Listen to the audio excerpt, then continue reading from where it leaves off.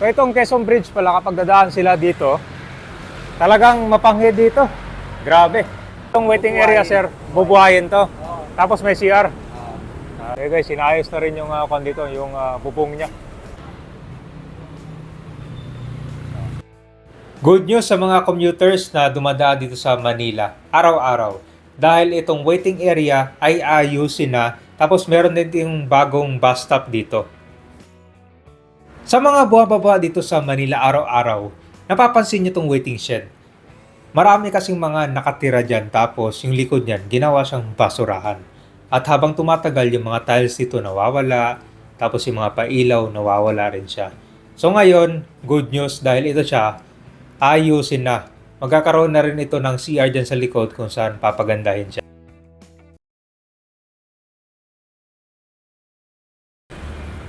Nandito tayo ngayon sa Quezon Bridge.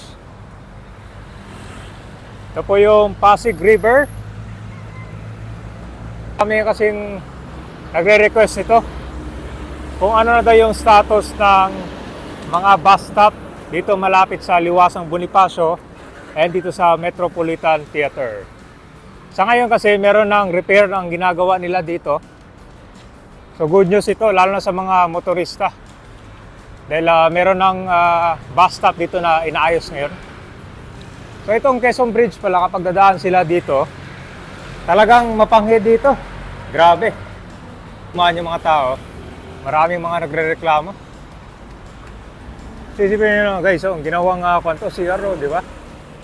Patago kasi Grabe. So dito na yung malapit sa Metropolitan Theater. Dito kasi meron waiting area dyan na matagal hindi nagamit pero ngayon inaayos na siya.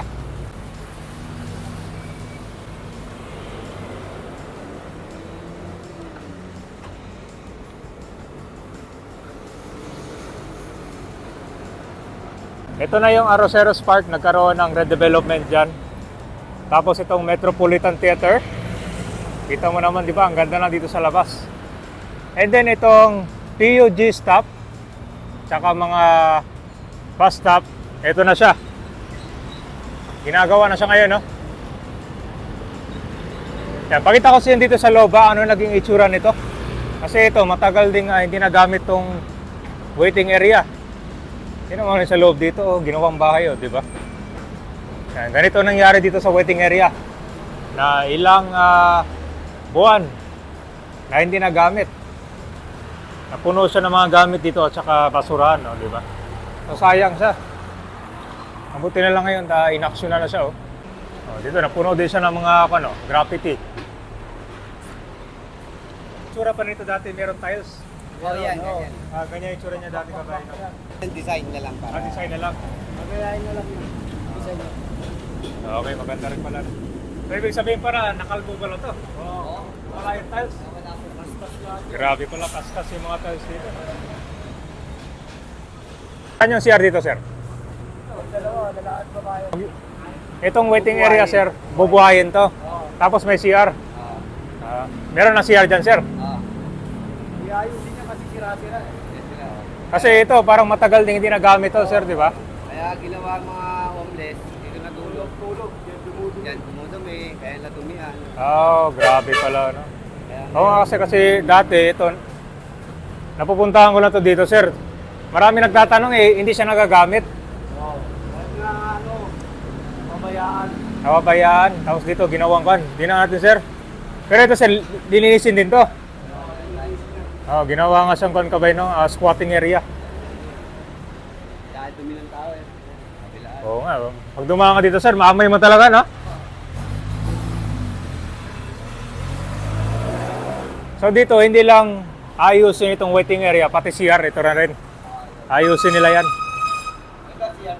Ito, sir, pang lalaki? PWD. Pang lalaki dito. Ayan. So sa mga baba dito, malapit sa Liwasang Bonifacio. Grabe pala yung nangyari dito. Bayaan talaga. Pero mabuti na lang at binuhay ulit.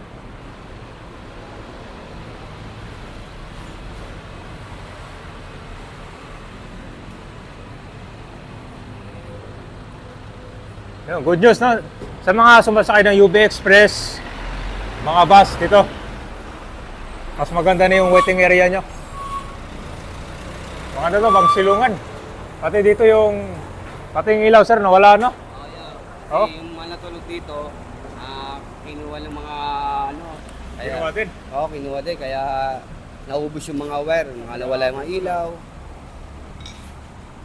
Talagang ano, kinuha pa, Ayun, sir, para mabenta, no? Yung mga lakpan dyan, no? Ngayon, pag-sure sila.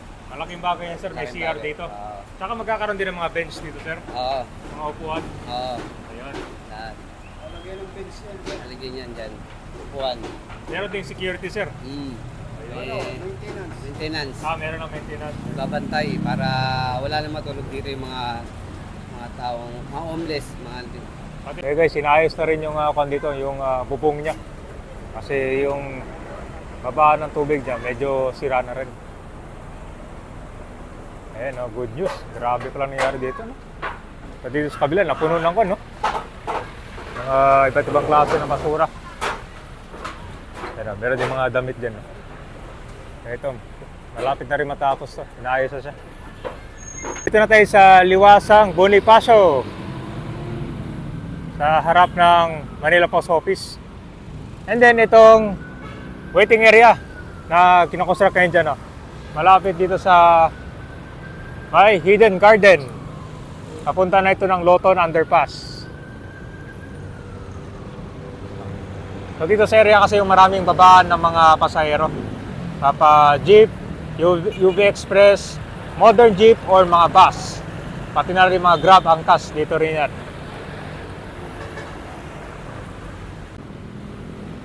Wow! So dito malapit sa may tulay. Yan dyan, no? Meron ding underpass.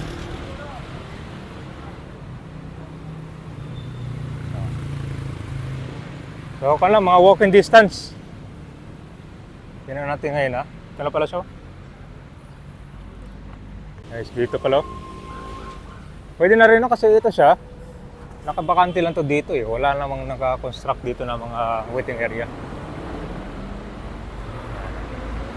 Marami nang pwedeng pagbabaan yung mga public utility vehicle, hindi lang malapit sa may Quezon Bridge. Pwede siya. So ito yung itsura ng kanina gabay, no? Underpass dito. Kung mapapansin mo, ito yung underpass na hindi siya na-redevelop. Kung kukumpara mo doon malapit sa Manila Post Office.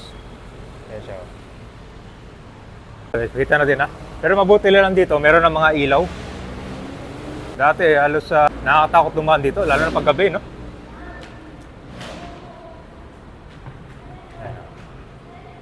So ito siya, kung ma-redevelop ka ba yan, napaganda niya dito. Tapos siguro maglalagay ng mga bantay, no? Talagang para siyang napag-iwanan itong underpass dito. Yung mga flooring niya naman, halos yung iba, nawala na yung mga tiles. So, pero marami pa rin mga dumadaan dito.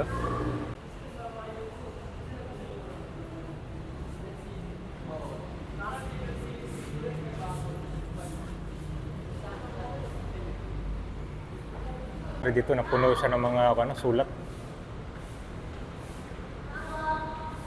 Dito na tayo malapit sa Intramuros. So ito yung underpass dito. Ito galing kanina. Tapos yung waiting area naman nandyan siya.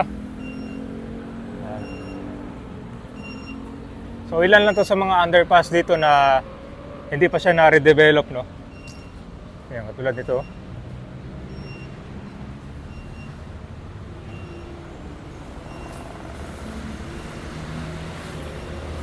Sa bilis ang karamihan kasi ang daanan dito sa underpass talaga. Kasi dito bawal yung jaywalking. Na maglalakad ka lang dito, diretso papunta dyan. No? Meron na rin mga barrier yan dyan.